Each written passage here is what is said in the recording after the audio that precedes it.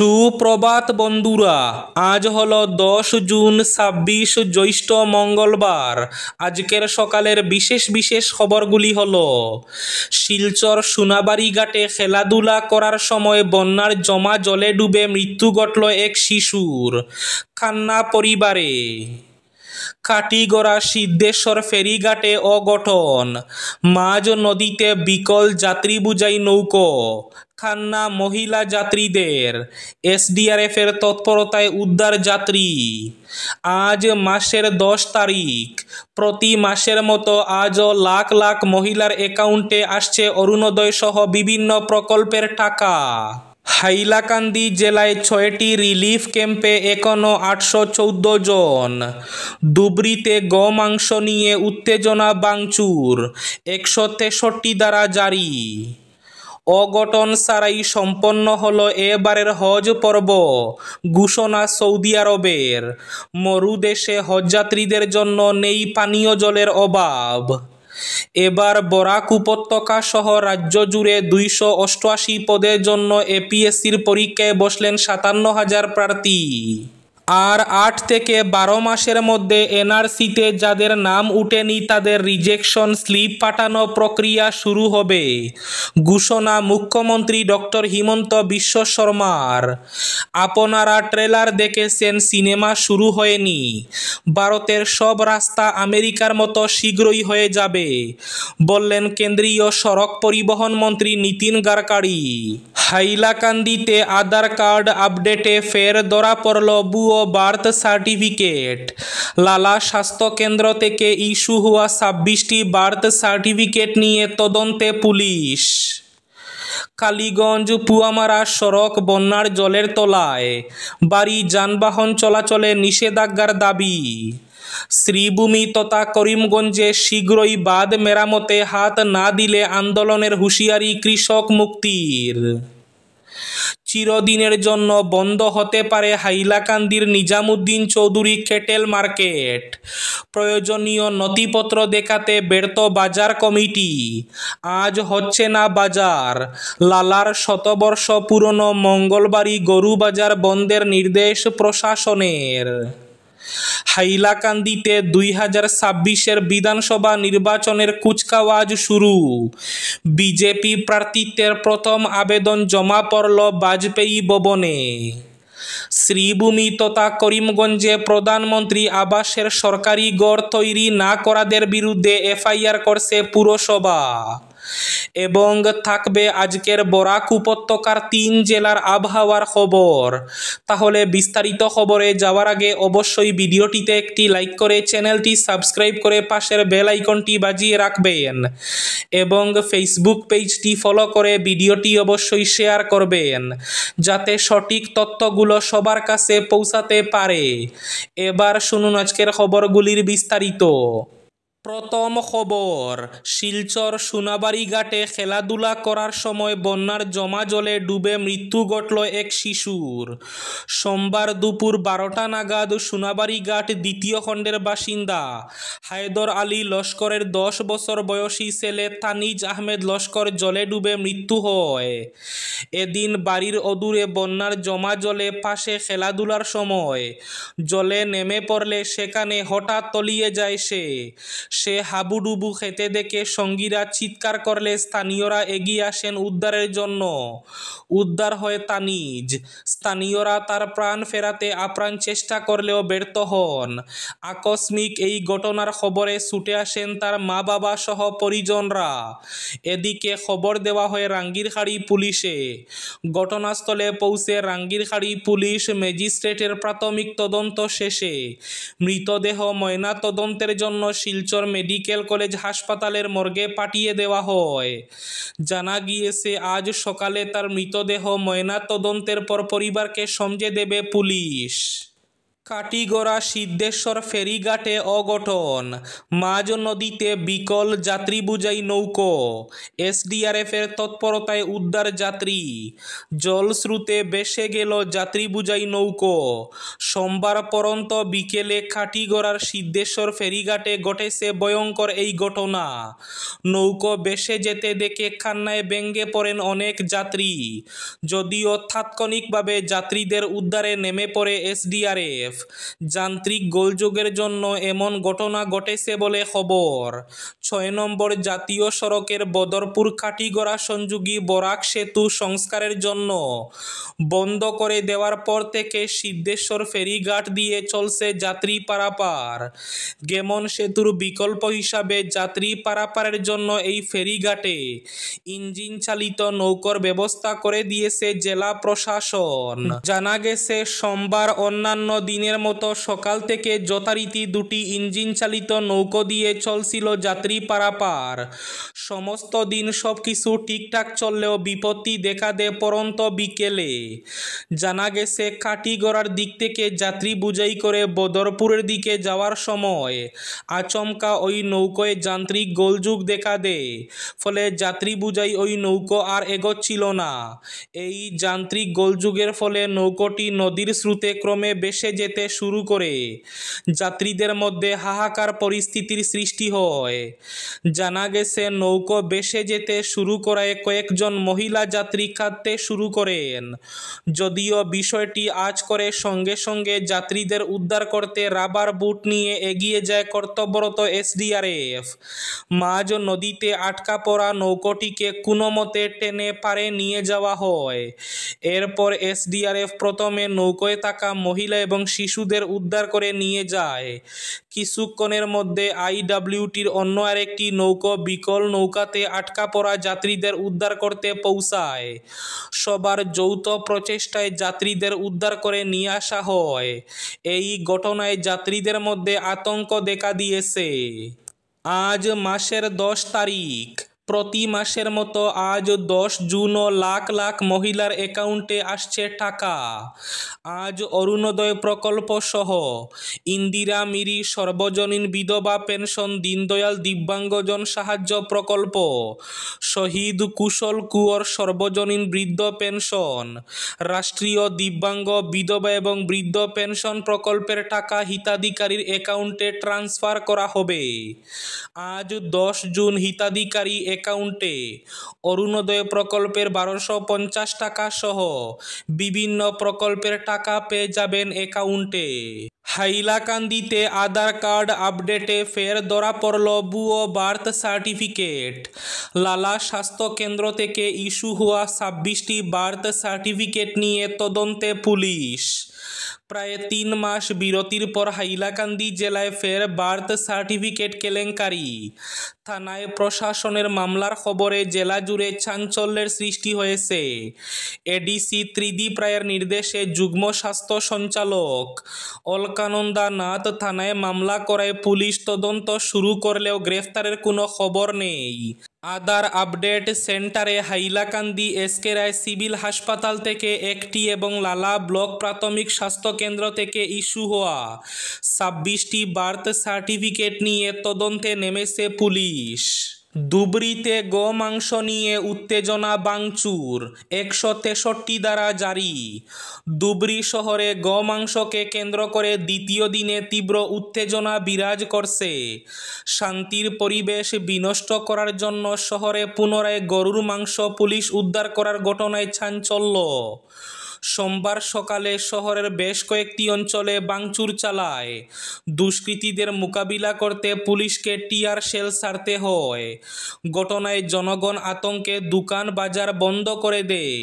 মুহূর্তের মধ্যে ধুবড়ী শহরে এক পর্যায়ে অঘোষিত কারফিউ পরিবেশ সৃষ্টি হয়।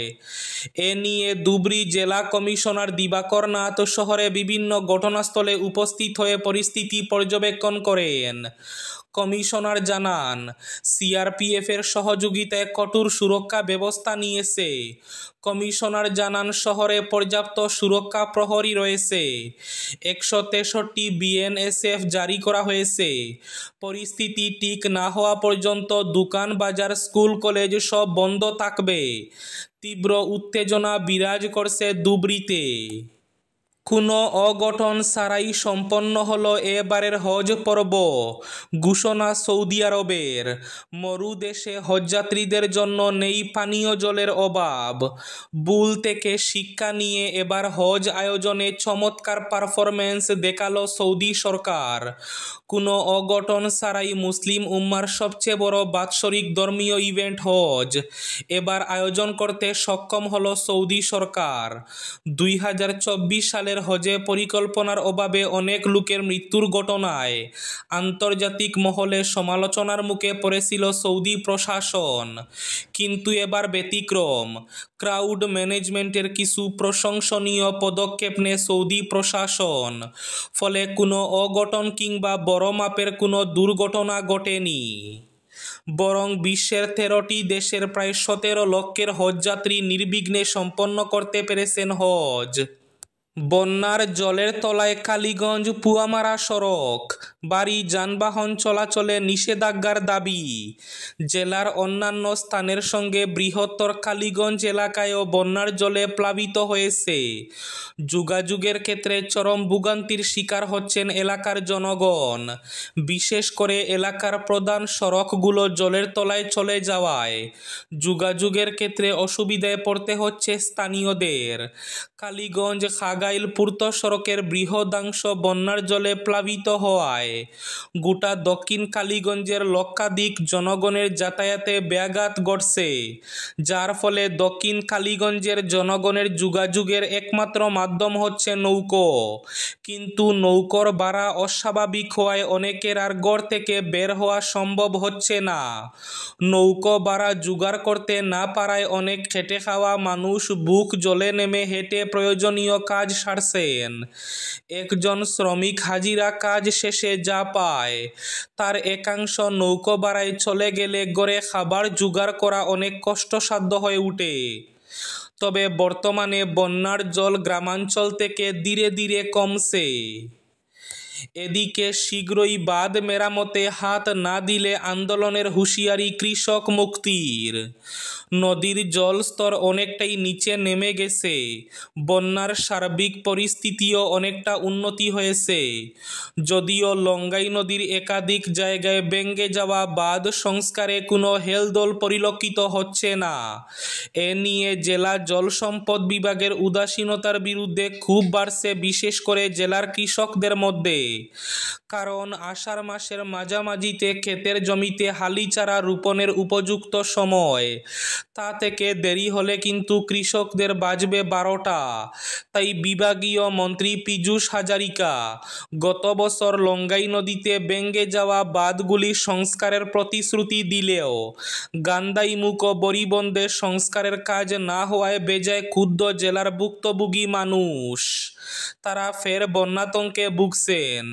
গত কদিন ধরে নদীর জলস্তর ক্রমশ নিচে নামলেও বাঁধ মেরামত না হওয়ায় বিভাগীয় কর্তৃপক্ষের উদাসীনতার বিরুদ্ধে প্রতিবাদে গর্জে উঠেছে বিভিন্ন দল সংগঠন।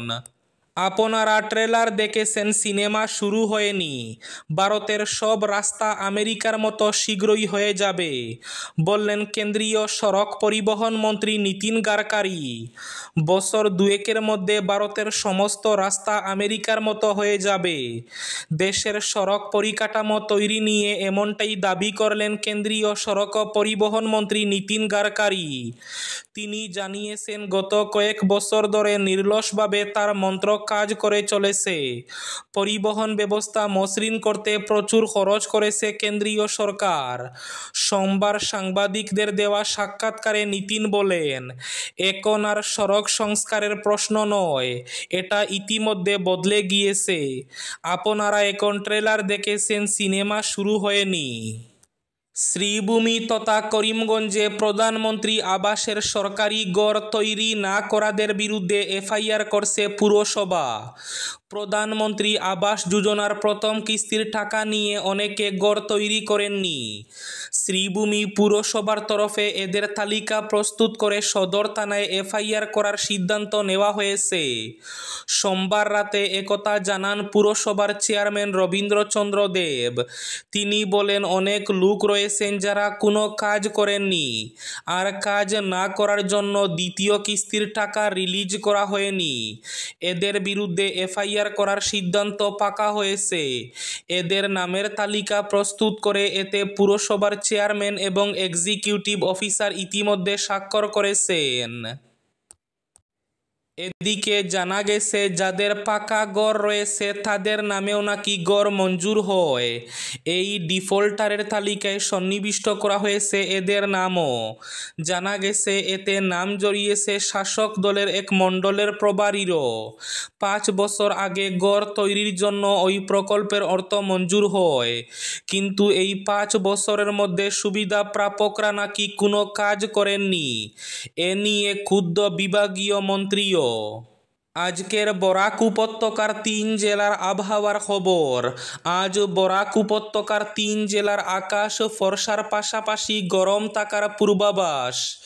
শিলচর কাছাড়ে আজ সর্বোচ্চ তাপমাত্রা থাকবে 35 ডিগ্রি সেলসিয়াস এবং সর্বনিম্ন তাপমাত্রা থাকবে 24 ডিগ্রি সেলসিয়াস। শ্রীভূমি জেলায় আজ সর্বোচ্চ তাপমাত্রা থাকবে 35 ডিগ্রি সেলসিয়াস এবং সর্বনিম্ন তাপমাত্রা থাকবে 25 ডিগ্রি সেলসিয়াস। হাইলাকান্দি জেলায় আজ সর্বোচ্চ তাপমাত্রা থাকবে 35 ডিগ্রি সেলসিয়াস এবং সর্বনিম্ন তাপমাত্রা থাকবে 24 ডিগ্রি সেলসিয়াস। এবার শেষ খবরটি। চিরদিনের জন্য বন্ধ হতে পারে হাইলাকান্দি নিজামুদ্দিন চৌধুরী ক্যাটেল মার্কেট। প্রয়োজনীয় নথিপত্র দেখাতে ব্যর্থ বাজার কমিটি। এবার চিরদিনের জন্য বন্ধ হতে পারে নিজামুদ্দিন চৌধুরী ক্যাটেল মার্কেট। বাজার পরিচালনার জন্য প্রয়োজনীয় নথিপত্র দেখাতে এক প্রকার ব্যর্থ বাজার কমিটি। সম্প্রতি মুখ্যমন্ত্রী হিমন্ত বিশ্ব শর্মার বরাক সফরের দিনই নিজামুদ্দিন চৌধুরী ক্যাটেল মার্কেট অভিযান চালায় হাইলাকান্দি পুলিশ। সাময়িকভাবে বাজারটি বন্ধ করে 4-5 জনকে আটক করে পুলিশ। টানা জিজ্ঞাসাবাদ চালিয়ে পরে অবশ্য এদের মুক্তি দেওয়া হয়। এদিকে বাজারের বৈধতা নিয়ে তদন্ত শুরু হতে ধীরে ধীরে প্রকাশ্যে আসছে চাঞ্চল্যকর তথ্য।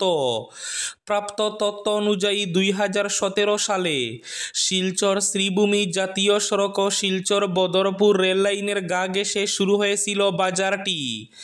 দীর্ঘদিন ধরে জাতীয় সড়কে নিয়মিত যানজট সৃষ্টি করে চলে আসছিল বাজার। সূত্রের খবর, নিয়ম অনুযায়ী বাজারটি শুরু হওয়ার আগে স্থানীয় জিপি কার্যালয় থেকে এনওসি প্রদান করা হয়। শুধুমাত্র এখন পর্যন্ত প্রশাসনকে ওই এনওসি দেখাতে পেরেছে বাজার কমিটি।